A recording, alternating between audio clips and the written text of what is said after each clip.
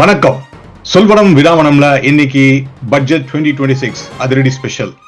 அதிரடியா இல்லையா அப்படின்னு சொல்லி பேசுறதுக்கு தான் இன்னைக்கு வந்திருக்கோம். யூஸ்வலா பட்ஜெட் வீக்கெண்ட்ஸ்ல ரிலீஸ் ப்ரெசென்ட் பண்ணுவாங்கன்னு தெரியல. பட் இந்த வாட்டி வீக்கெண்டா இருந்தாலும் February 1 சண்டேவே அவங்க ஃபைனான்ஸ் மினிஸ்டர் நிர்மலா வாசிச்சிட்டாங்க. ஸோ அதுல நம்மளுக்கு நல்லது என்ன இருக்கு, இந்த பட்ஜெட் ஹிட்டா இல்ல இந்த பட்ஜெட் ஃபெயிலியரா இல்ல கிரியேட்டிவிட்டி இல்லாம இருக்கு அப்படின்னு ராகுல் காந்தி சொன்ன மாதிரி கிரியேட்டிவிட்டி இல்லாம இருக்கா, அதை பத்தி தான் பார்க்க போறோம். அதுக்கு நம்ம எக்ஸ்பர்ட் ஸ்ரீகாந்த் மீனாட்சி வந்திருக்காரு. வாங்க டைரக்டா பட்ஜெட் 2026 போயிடலாம்.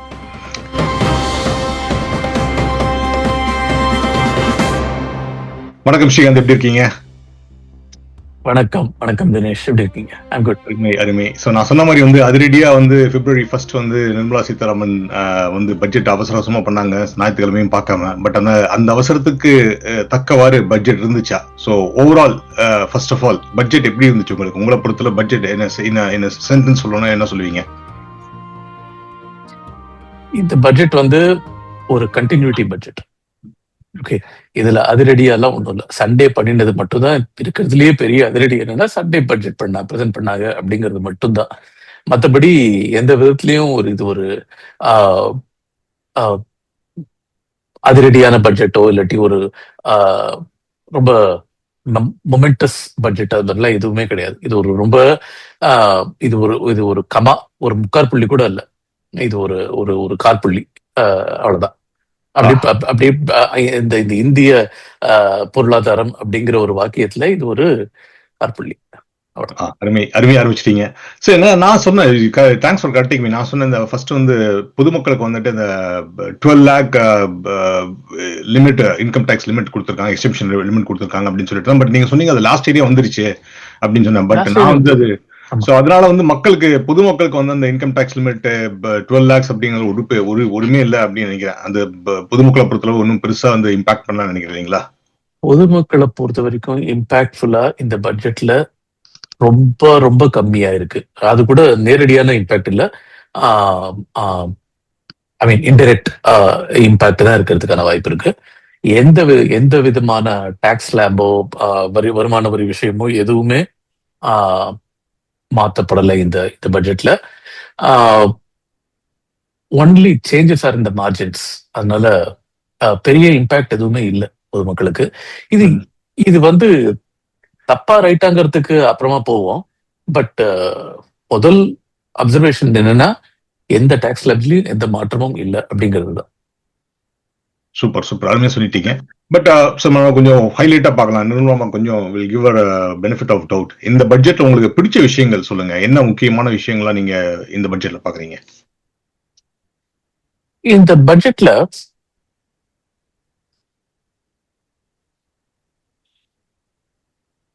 பிடிச்ச விஷயம் அப்படின்னு ரொம்ப குறிப்பிட்டு சொல்ற மாதிரி எதுவும் இல்லை. இது ரொம்ப ஒரு நிலையான கண்டினியூட்டிய எம்பசைஸ் பண்ற ஒரு பட்ஜெட். ஓகே, இதுல ஒரு ஒன்னு ரெண்டு குறிப்பிட்ட செக்டர்ஸ், டேட்டா சென்டர், ஏஐ மற்றும் ஃபார்மா செக்டர், இதுக்கெல்லாம் கொஞ்சம் பூஸ்ட் கொடுத்துருக்காங்க. ஓகே, பட் மற்றபடி ரொம்ப காஷியஸான பட்ஜெட் இது. இதுல பிடிச்ச விஷயம் என்ன அப்படின்னு பாத்தீங்கன்னா இந்த ஒரு கன்சர்வேட்டிவ் மைண்ட் செட்டோட என்ன ரொம்ப இந்திய பொருளாதாரத்துக்கிட்டேந்து ரொம்ப அதிகம் எதிர்பார்க்காம, ஏதாவது அதிகமா இந்திய பொருளாதாரத்துல இருந்து, அதாவது இந்திய பிரைவேட் செக்டர்ல இருந்து ஏதாவது வந்ததுன்னா ஆதாயம், வராட்டி சேஃப், வராட்டி நம்ம ஓகேயா இருப்போம் அப்படிங்கிற மாதிரியான ஒரு ரொம்ப பாதுகாப்பான பட்ஜெட் இது. அதாவது எக்ஸ்பென்சஸும் ரொம்ப ஜாஸ்தி பண்ணிருக்காங்க. எல்லா பட்ஜெட்டும் எக்ஸ்பென்ஸ் கொஞ்சம் ஜாஸ்தி பண்ணதான் செய்வாங்க. ஓகே, டிஃபென்ஸ் கொஞ்சம் ஜாஸ்தி பண்ணதான் செய்வாங்க, பப்ளிக் செக்டர் அவுட்லேஸ்லாம் கொஞ்சம் ஜாஸ்தி பண்ணதான் செய்வாங்க, கேபிட்டல் எக்ஸ்பெண்டிச்சர் கொஞ்சம் ஜாஸ்தி பண்ணதான் செய்வாங்க. அது மாதிரி இதுலயும் கொஞ்சம் ஜாஸ்தி பண்ணியிருக்காங்க. ஆனா ரொம்ப பெரிய இன்க்ரிமெண்ட்லாம் எதுவும் கிடையாது. ஓகே, அதனால ரொம்ப அதிகமா நமக்கு வரப்போறது இல்லை. அதனால செலவு விஷயத்துலயும் நம்ம கொஞ்சம் பாதுகாப்பா இருப்போம், ரொம்ப கவனமா இருப்போம் அப்படிங்கிற மாதிரியான ஒரு கண்ணோட்டம் தான் இந்த பட்ஜெட்ல ரொம்ப வெளிப்படையா தெரிகிற ஒரு கண்ணோட்டம். இப்போ எதிர்கட்சியில வந்து நீங்க சொன்ன மாதிரி இது வந்து ஒரு அன்இமேஜினேட்டிவ் பட்ஜெட் அப்படின்லாம் சொல்லியிருக்காங்க. I see it as a very deliberate act. There is a lot of uncertainty around and they are playing it safe. Okay. இப்போ நான் உங்களுக்கு ஒரு ஒரு ஒரு உதாரணம் சொல்றேன். ஓகே, இப்போ நீங்க சொந்தமா ஒரு வீடு வச்சிருக்கீங்கன்னு வச்சுப்போம். ஓகே, அந்த சொந்தமா வச்சிருக்கிற வீட்டுல வந்து கூரையில ஒரு இடத்துல லீக் ஆகுது தண்ணி. ஓகே, மழை பெஞ்சா தண்ணி கொஞ்சம் லீக் ஆகுது. ஓகே, என்ன சொல்றாங்க, ஒருத்தர் ஹஸ்பண்டோ ஒய்ஃபோ என்ன சொல்றாங்க, இது வந்து போன தடவையும் மழை பெஞ்சப்ப லீக் ஆச்சு, இந்த தடவையும் மழை பெஞ்சப்ப லீக் ஆச்சு, இது வந்து சரியா இல்லை, நம்ம வந்து ஹோல் கூரையில வந்து நம்ம போய் ஒரு வாட்டர் ப்ரூஃபிங் போடணும், அந்த இடத்துல வந்து ஏதாவது ஒரு கூரை போடணும், அந்த இடத்துல நம்ம வந்து ஃபுல்லா டைல்ஸ் எல்லாம் எடுத்து ரீலே பண்ணணும், இதெல்லாம் பண்ணினாதான் இது சரியாகும் அப்படிங்கிறாங்க.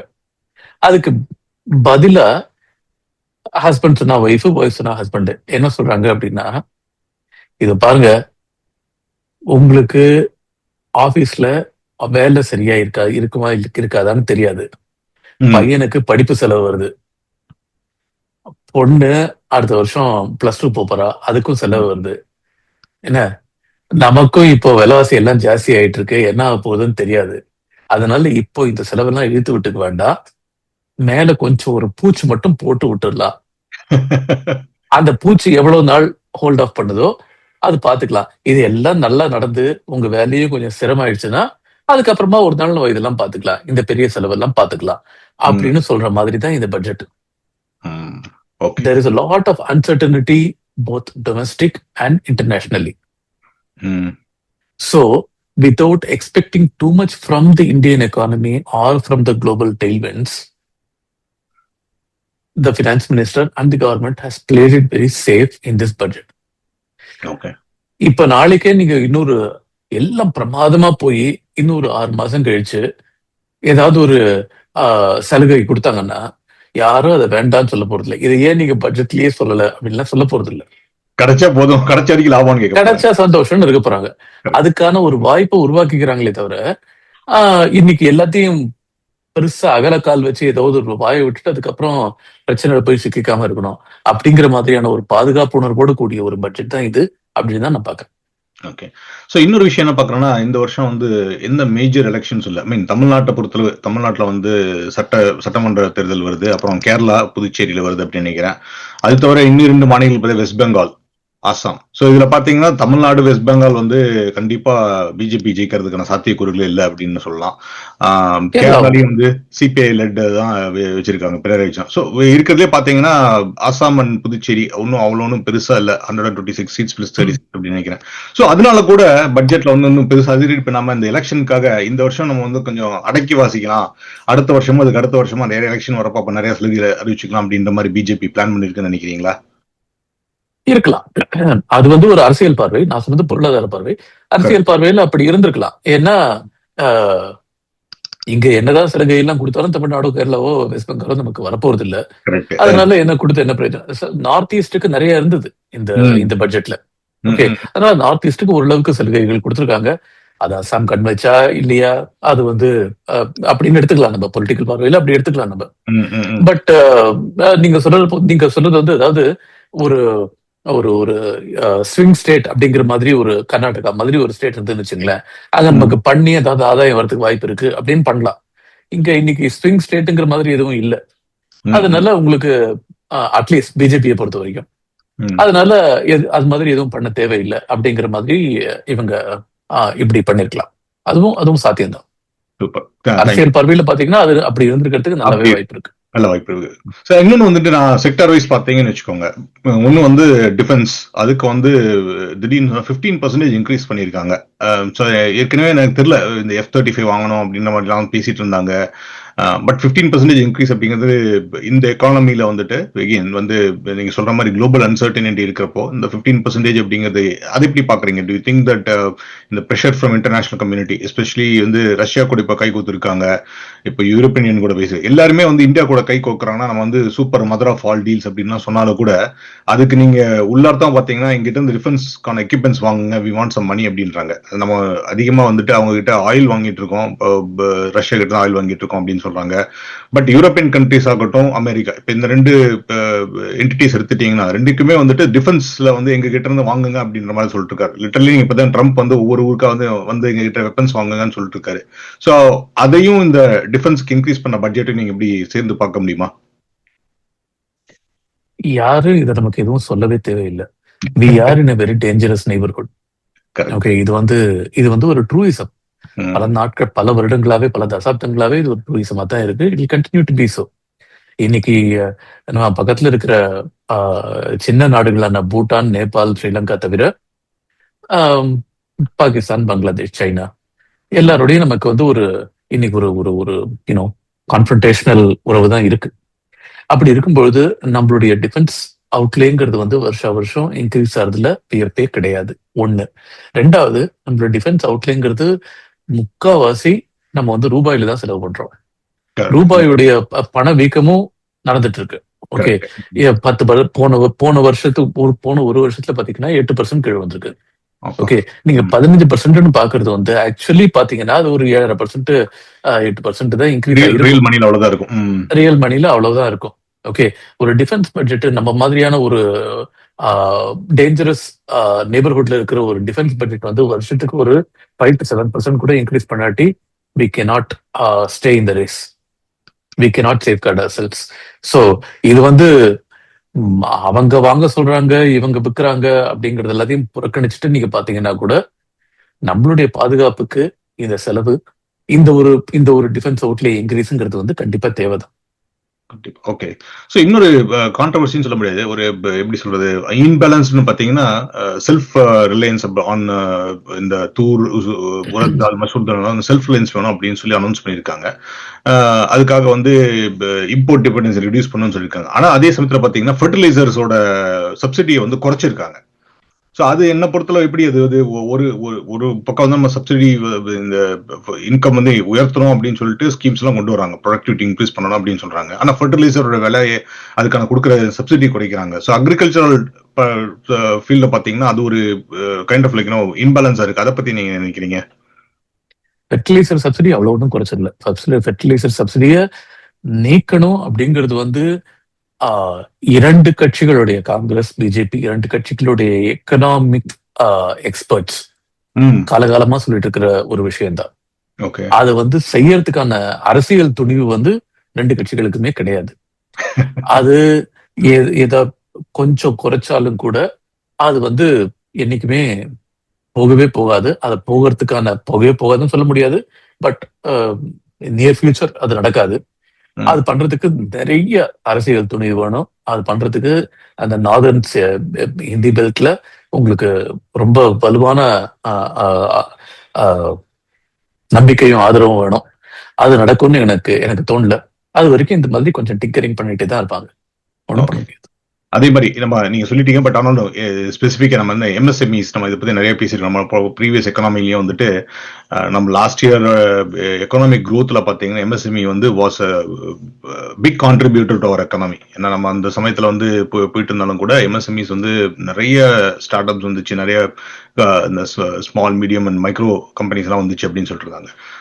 இந்த வருஷம் அதுக்காக ஏதாச்சும் பண்ணிருக்காங்களா? அதுக்காக என்னென்னலாம் அலோகேஷன் பண்ணிருக்காங்கன்னு தெரியுமா? Allocation, sir, MSME there will always be a lip service in the budget speech. There was a lot of lip service in this budget speech as well, but nothing significant or newsworthy has happened for MSMEs. There have been some changes. There have been some,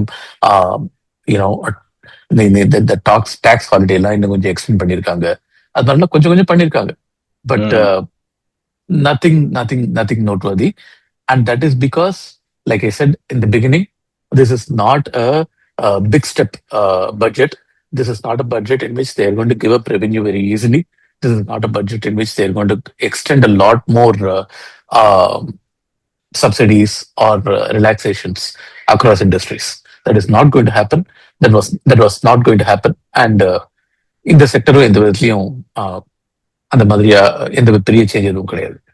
okay, அடுத்தது வந்து நம்ம இது பார்த்தோம். இந்த Piyush last year வந்துட்டு நம்மளோட start ups எல்லாமே வந்துட்டு சாய் கடை தான் வச்சிருக்காங்க, நம்ம செமிகண்டக்டர்ல இன்வெஸ்ட் பண்ணணும் அப்படின்னாங்க. அதுக்கப்புறம் இந்தியா ஏ இனிஷியேட்டிவ் மூலியமா வந்துட்டு செமிகண்டக்டர் அலோகேஷன் கொடுத்தாங்க, அது ஜிபி அலோகேஷன்லாம் கொடுத்தாங்க. பட் இன்ஸ்பைட் ஆஃப் தட், இப்போ நீங்க லேட்டஸ்ட் நியூஸ் ஒரு கடந்த மாதங்கள்லாம் நியூஸ் பார்த்துட்டீங்கன்னா almost 100 to 200 start ups in India, they are planning to move their headquarters or even completely move their operations to US அப்படின்னு சொல்லியிருக்காங்க. இந்த ஏஐ குறிப்பா ஏஐ கம்பெனிஸ் வந்துட்டு அதுக்கு அவங்க சொல்ற காரணம் வந்து 2 காரணம் சொல்றாங்க. ஒன்னு வந்துட்டு you are closer to the customers அப்படின்றாங்க. ஏன்னா most of the AI related டெக்னாலஜிஸ்க்கான கஸ்டமர்ஸ் வந்து சிலிகான் வேலியில இருக்காங்க, இல்ல யூஎஸ்ல இருக்காங்கன்னு சொல்லிட்டு அங்க மூவ் பண்றாங்கன்னு சொல்லிட்டு in spite of the higher cost they're willing to move for it. ரெண்டாவது வந்துட்டு access to capital, venture capitalist of course they're in Silicon Valley, அந்த அவங்களுக்கு வந்து அந்த பணம் கிடைக்குதுன்னு சொல்றாங்க. பட் அது வந்து நீங்க பாத்தீங்கன்னா இந்தியன் டெக்னாலஜி செக்டர் பாத்தீங்கன்னா இப்போ பியூஷ் ஒரு பக்கம் வந்து நம்ம சாயும் டீயும் ஐஸ்கிரீம் தயாரிகள் தான் யூஸ் பண்றோம், நம்மளோட நாலேஜை செமிகண்டக்டர் ஏஐல பண்ணல அப்படின்னு சொல்லிட்டு இருக்காரு. பட் அதே சமயத்துல வந்து ஆட்கள் வந்து திருப்பி யூஸ் மூவ் பண்ணிட்டு இருக்காங்க. ஸோ அதுக்கு இன்சென்டிவைஸ் பண்ற மாதிரி வேற ஏதாச்சும் இந்த டெக் செக்டர்ல ஆகட்டும் செமிகண்டக்டர் துறையில யாராச்சும் எதை பண்ணியிருக்காங்களா? எனக்கு தெரிஞ்சு ஒண்ணுதான் நடந்திருக்கு. அந்த data centre tax holiday till 2047, 21 வருடங்களுக்கு any data centre like AWS or Google cloud or Oracle, OCI or anything that uses a Indian cloud provider like Satyam or like Sifi or இது மாதிரி ஒரு 4 or 5 கிளவுட் ப்ரொவைடர்ஸ் இருக்காங்க இந்தியால. அவங்களுடைய services எல்லாம் use பண்ணி Indian கஸ்டமர்ஸ்க்கும் கொடுக்குற மாதிரியான என்டிட்டிஸ்க்கு tax holiday till 2047. That's a very good scheme. அது பண்ணிருக்காங்க. ஓகே, இதை தவிர எலக்ட்ரானிக்ஸ் மேனுஃபேக்சரிங்கிறது வந்து ஒரு ஸ்விட்சை போட்டு ஆன் பண்ணக்கூடிய ஒரு விஷயம் இல்லை. It's a very long gestation thing. அதனால அதுக்கு வந்து தனியா இன்சென்டிவ்ஸ் கொடுத்துக்கிட்டே தான் இருக்காங்க. But that is something that will have to happen over a period of time.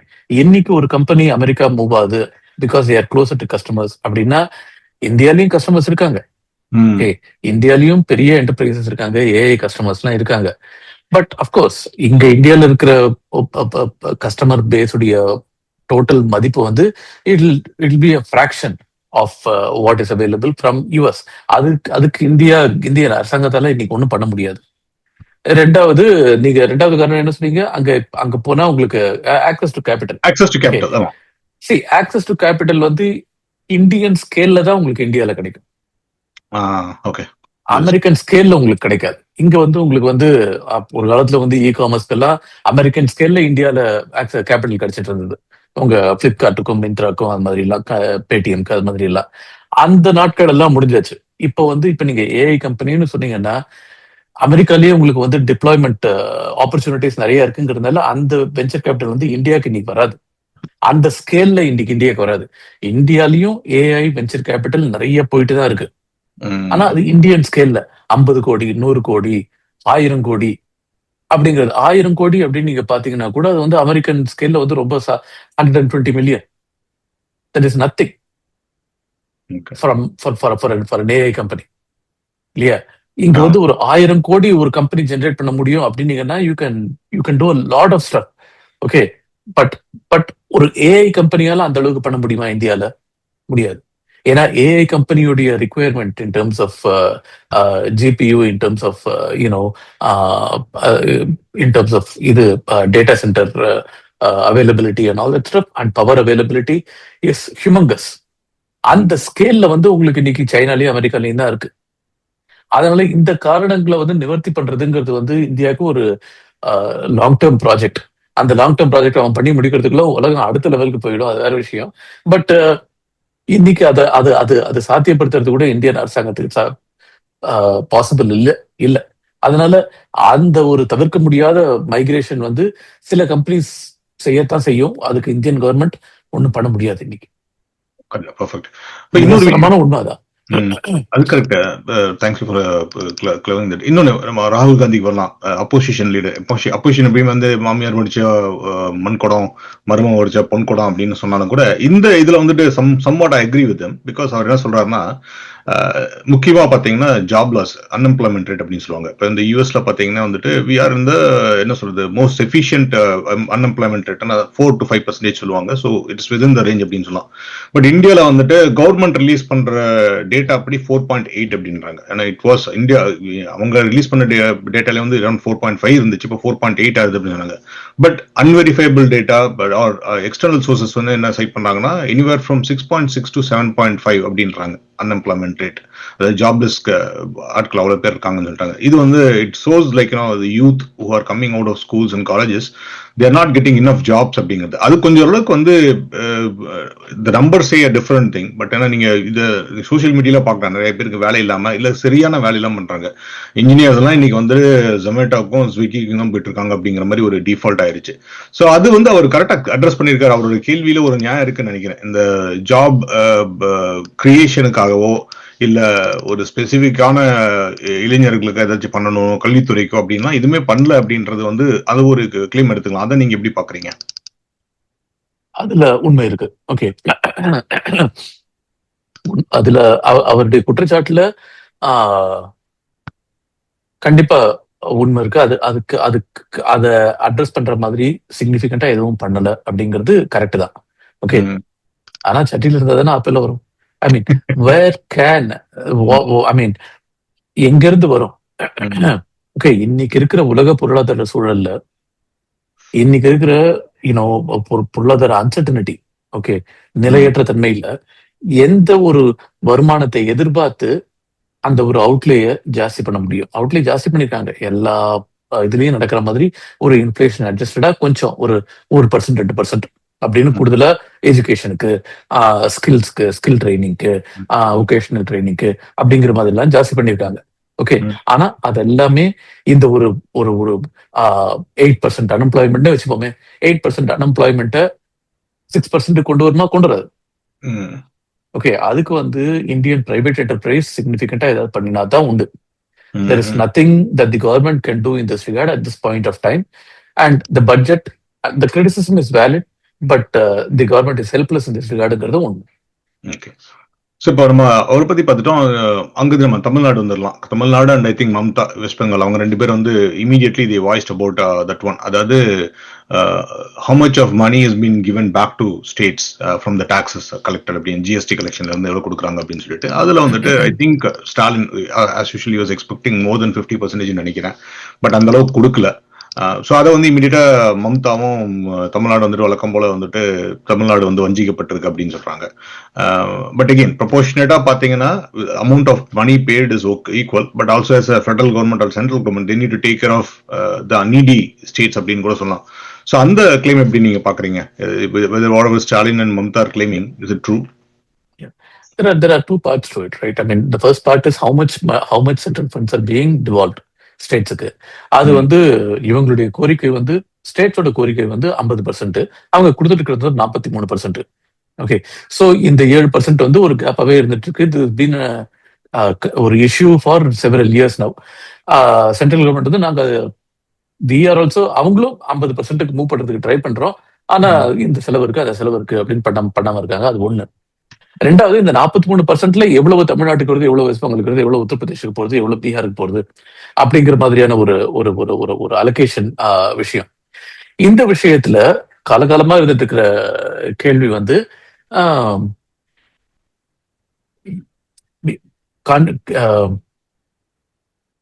states that are doing well socially and economically are being deprived of funds because they are doing well socially and economically அப்படிங்கிறது தான் தமிழ்நாடோட குற்றச்சாட்டு. West பெங்கால சொல்றதுக்கான முகாந்திரம் இல்ல. West பெங்காலுக்கு actually பணம் அதிகமா தான் போயிட்டு இருக்கு. அவங்க அதிகமா போயிட்டு இருந்தாலும் அவங்க அதை வச்சுட்டு ஒன்றும் பண்ணவும் இல்லை. தமிழ்நாடு மாதிரியோ கேரளா மாதிரியோ ஒரு சக்சஸ்ஃபுல் ஸ்டேட்னு வெஸ்ட் பெங்கால கண்டிப்பா சொல்ல முடியாது. ஸோ வெஸ்ட் பெங்கால விட்டுருவோம், நம்ம தமிழ்நாட்டை மட்டும் பார்ப்போம். நம்ம தமிழ்நாட்டை மட்டும் பாத்தீங்கன்னா தமிழ்நாட்டுக்கு வர வேண்டிய தமிழ்நாட்டுக்கு எந்த விதமான ஒரு நியாயமான கணக்குப்படியும் உங்களுக்கு நீங்க 100 ரூபாய் கொடுக்கணும் அப்படின்னு பாத்தீங்கன்னா இன்னைக்கு தமிழ்நாட்டுக்கு ஒரு 60 அல்லது மிஞ்சி போச்சுன்னா ஒரு 65 ரூபாய் தான் வருது. ஓகே, அந்த மீதி 35 ரூபாய் 40 ரூபாய்ங்கிறது வந்து மற்ற மாநிலங்களுக்கு தான் ஒதுக்கப்படுறது. இது வந்து இந்த இந்த கோரிக்கையில ஆஹ், தமிழ்நாட்டுக்கு கண்டிப்பா நியாயம் இருக்கதான் செய்யுது. ஓகே, இந்த கோரிக்கையில கண்டிப்பா நியாயம் இருக்கு. இது வந்து இந்த மத்திய அரசு நிவர்த்தி செய்யுமாங்கிறது வந்து கேள்விக்குரிய விஷயம் தான். Okay okay. ஸோ அடுத்தது வந்து என்ஆர்ஐஸ், எங்களை மாதிரி என்ஆர்ஐஸ்க்கு வந்துட்டு ஐஎஃப்எஸ்சி இன்வெஸ்ட்மெண்ட்ஸ் ஆகட்டும், எஃப்டிஐ, இதை இப்போ வந்து அதில் ஒரு அஹ், இது கூட அனௌன்ஸ் பண்ணியிருந்தாரு, இந்த சிம்பிளிஃபைடு ஃபாரின் டூர் பேக்கேஜ் அப்படின்னு சொல்லிட்டாங்க, ஃபாரின் இன்வெஸ்ட்மெண்ட் இன்க்ரீஸ் பண்ணலாம் அப்படின்ற மாதிரி சொல்லிட்டாங்க. ஸோ அதில் ஏதாச்சும் எனக்கும் அது நானும் பார்த்தேன், ஏதாச்சும் பெருசாக இருக்கு அப்படின்னு சொல்லிட்டு.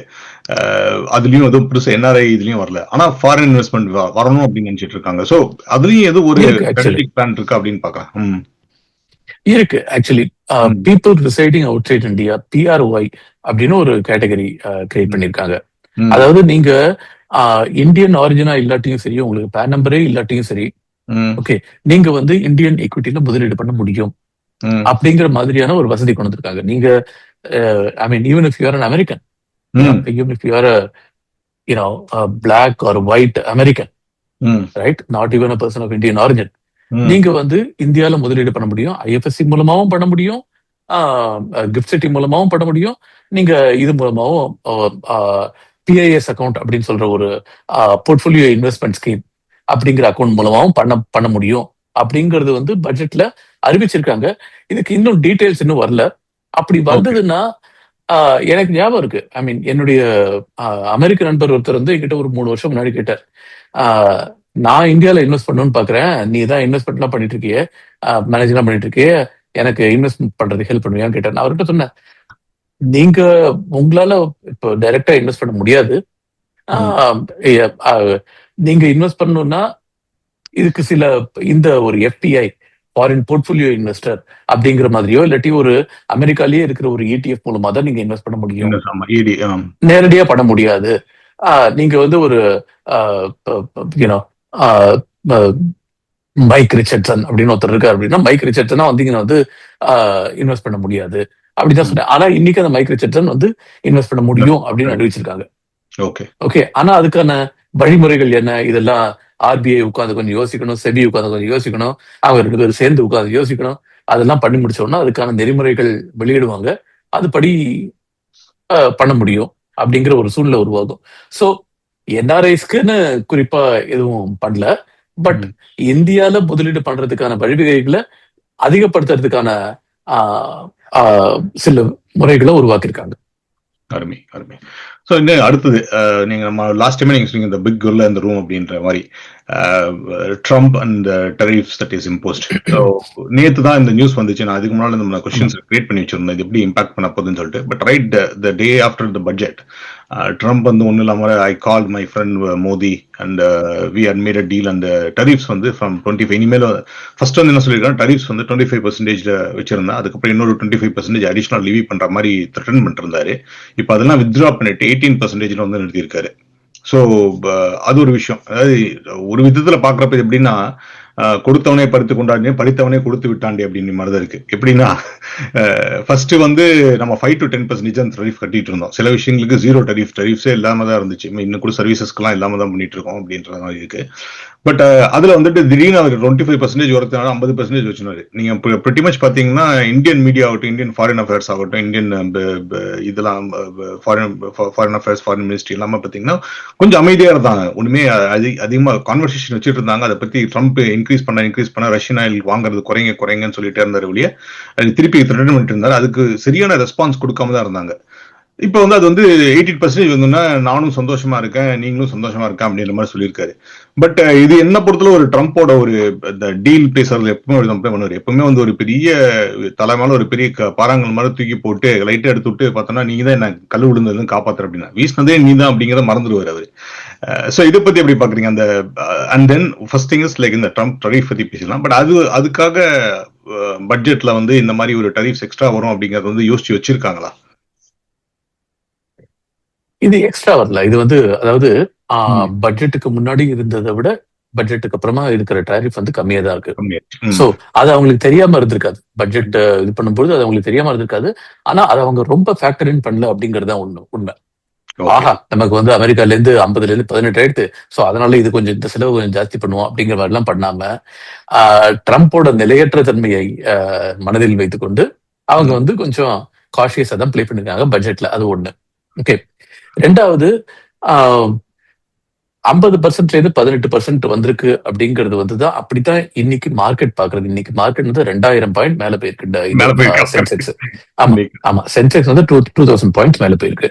இதனால இது வந்து இதனால வந்து இல்ல இந்தியன் ஜிடிபி வந்து ஒரு இன்னொரு 0.5% மேல அப்படிலாம் ஒண்ணுமே கிடையாது. ஓகே. ம். This is a small factor.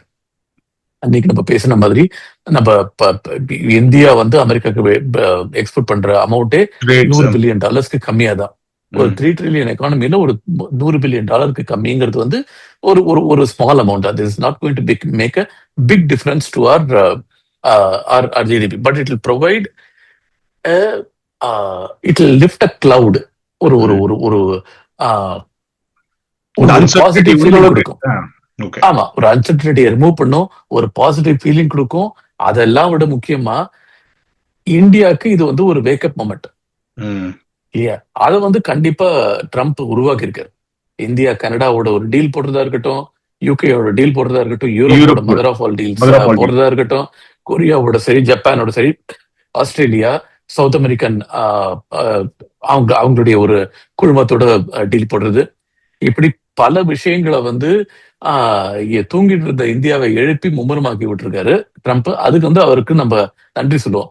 அந்த அந்த உதவி பண்ணதுக்காக அவர் 18% வேணும் தான் வச்சுக்கிட்டோம். அந்த 18% கொடுக்கறது மூலமா நான் எனக்கு பல கெயின்ஸ் வந்திருக்கு பல இடங்கள்ல இருந்து. ஓகே. ம். ஆனா இந்த 18%, இந்த 50%, 18% இதெல்லாம் இல்லாம இருந்தா நான் எப்பவுமே இருந்திருக்கிறபடிதான் இருந்திருப்பேன்.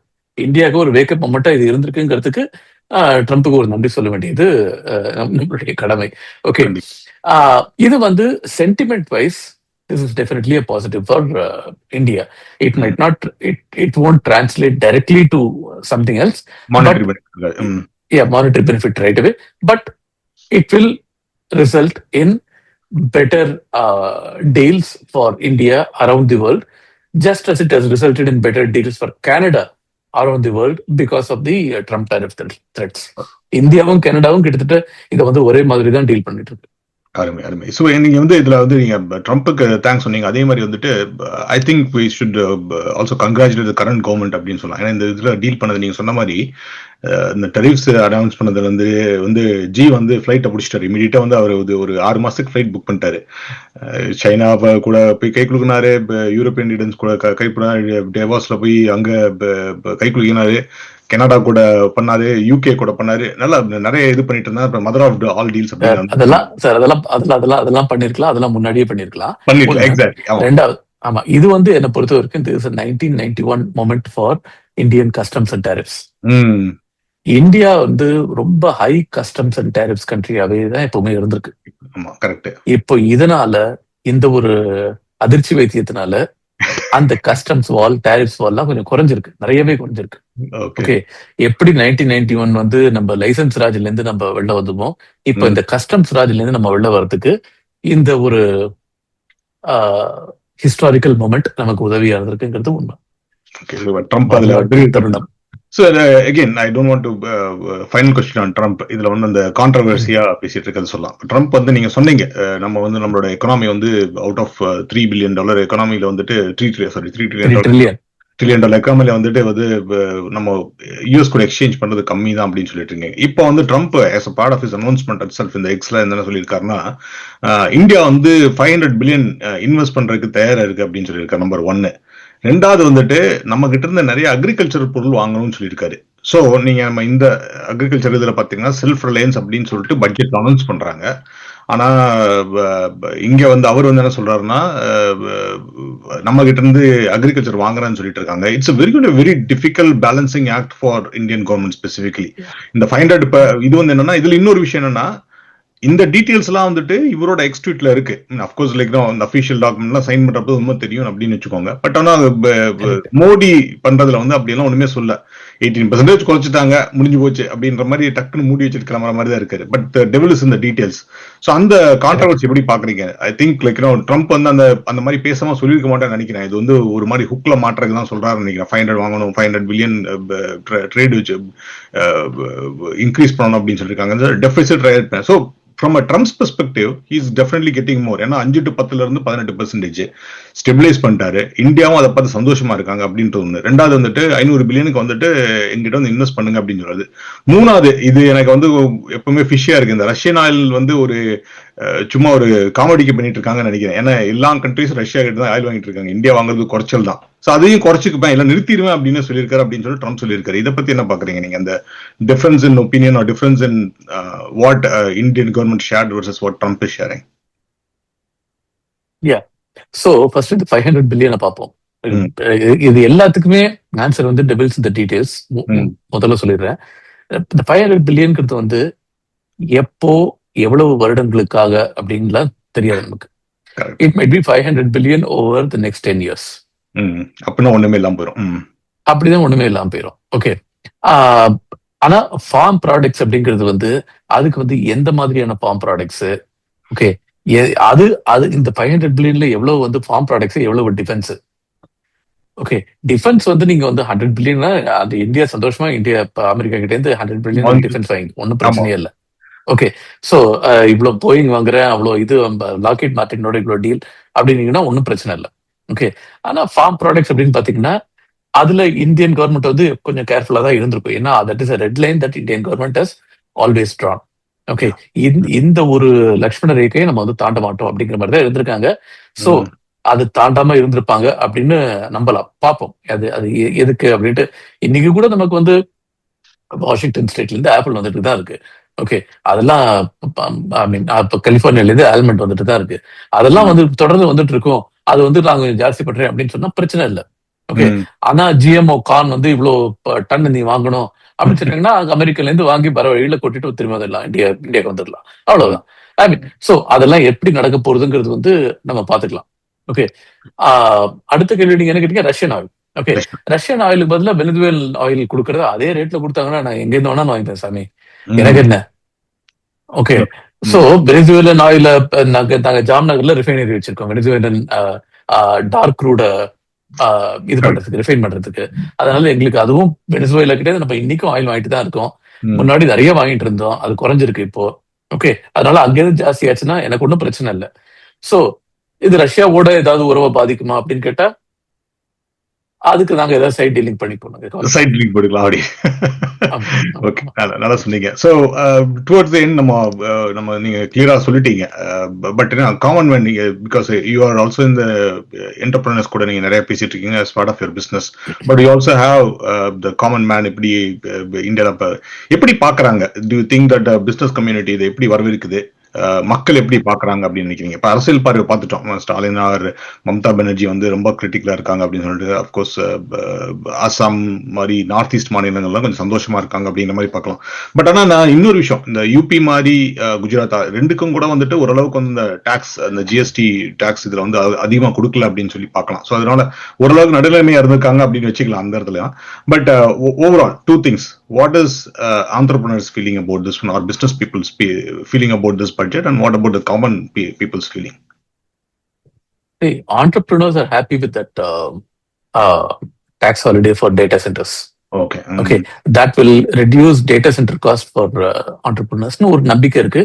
அது let's see how it plays out. இன்னொரு 3 or 4 monthsல அது தெரியும். ஓகே, பட் மத்தபடி உண்மை என்னன்னா this is a no news budget. Okay, common man கிட்ட நீங்க போய் கேட்டீங்கன்னா இதுல ஒண்ணும் இல்லைங்க அப்படின்னு சொல்லிட்டு போயிட்டே இருப்பான். பிசினஸ் மேனால அப்படி சொல்ல முடியாது. அதனால பிசினஸ் மேன் வந்து இது ஒரு பிரமாதமான பட்ஜெட், இது வந்து ஒரு பாத் பிரேக்கிங் பட்ஜெட் அப்படின்னு ஏதாவது பாத் பிரேக் ஆய நமக, ஓவர்வெல்மிங் ஆய நமக அப்படின்ட்டு ஒரு அர்ச்சனை பண்ணிட்டு அவங்க மட்டும் போயிட்டே இருப்பாங்க. ஓகே, அதனால எல்லாருக்குமே இது வந்து ஒரு ஒரு ஒரு ஒரு not a big impact budget தான். அவங்க பேசுற வார்த்தைகள் தான் வித்தியாசமா இருக்கும், அவ்வளவுதான். ஃபேண்டாஸ்டிக். நீங்க சொன்ன மாதிரி வந்துட்டு, நீங்க அந்த டெவலப்ஸ் டீடைல்ஸ் சொன்ன மாதிரி வந்துட்டு ஹோப்ஃபுல்லி அந்த ஆஃப்டர் 6 months to 8 months ஸ்பெசிஃபிக்லாம் நான் என்ன பார்க்குறேன்னா அந்த இன்ஃப்ராஸ்ட்ரக்சர் இந்த பிரெயின் ட்ரெயின் அதிகமாக இருக்குது அப்படின்ற மாதிரி சொல்லிட்டு இருக்காங்க. அதை தி நீட் டு டெஃபினெட்லி அட்ரஸ். ரெண்டாவது வந்து அக்ரிகல்ச்சருக்கு வந்து நீங்கள் சொன்ன மாதிரி எதுவுமே பண்ணல. இப்போ கிவன் திஸ் ட்ரம்ப் இந்த நியூ டீலில் வந்துட்டு அதுலயும் டீட்டெயில்ஸ் பார்க்கணும். இவர் 500 பில்லியனுக்கு என்ன வாங்குறாருன்னு. எல்லாம் 500 பில்லியனுக்கு நீங்கள் சொன்ன மாதிரி F-35 வாங்கி கூச்சாருன்னா இந்தியாவில் எல்லாரும் குஷியாயிருவாங்க. But I don't think so. அதில் இன்னொரு ட்ரம்ப் கமெண்ட் போட்ட சில பேர் கூட சொல்லியிருந்தாங்க, அப்போ எவ்வளோ அக்ரிகல்ச்சர் ப்ராடக்ட் வாங்குறாங்கன்னு கேளுங்க அப்படின்னு சொல்லியிருந்தாங்க. ஸோ அதுலயும் பார்க்கலாம், அது எப்படின்னு பார்க்கலாம். So hopefully. பட் நீங்க சொன்ன மாதிரி வந்து இது வந்து எப்படி சொல்றது, ரொம்ப ஹை எக்ஸ்பெக்டேஷன்ஸ் இல்லை, ரொம்ப லோ எக்ஸ்பெக்டேஷன்ஸ் இல்லை, ஒரு மாதிரி நீடித்த நிலைமையில வந்துட்டு ஒரு மிடில் கிளாஸ் பட்ஜெட்டை போட்டுட்டு போயிட்டாங்க அப்படின்னு முடிச்சிடலாமா? Yeah, it is I wouldn't call it a middle class budget. This is a middle path budget. Middle path budget. நான் மிடில் கிளாஸ்னா ஐ மீன் லைக் நம்ம வரவும் கரெக்டா இருக்கு, செலவும் கரெக்டா இருக்கு, இப்படியோ பேலன்ஸ் பண்ணி இந்த மாசத்துல 30ஆம் தேதி கடந்துடலாம் அப்படின்னு ஒரு மிடில் கிளாஸ் நினைப்பாங்க. அந்த மென்டாலிட்டி பட்ஜெட் சொன்னேன். Not for middle class. அதுவும் கரெக்ட் தான். Super super. தேங்க்ஸ் ஸ்ரீகாந்த். நான் சொன்ன மாதிரி நீங்க வந்தீங்க. It's a lot of preparation work for you, and then in spite of that you being in the work you are willing to speak to us அப்படிங்கிற ரொம்ப நன்றி. அடுத்து நம்ம இன்னொரு எபிசோட்ல வந்துட்டு இந்த டெரிஃப்ஸ் பத்தியோ இல்ல அடுத்தது ட்ரம்ப் என்ன பண்ண போறாரு இல்ல இந்த பிரெயின் ட்ரெயின் பத்தியும் டீப்பா கொஞ்சம் போலாம் அப்படின்னு நினைக்கிறேன். So we'll do a session about that definitely. Absolutely. ரொம்ப நன்றி. Thank you.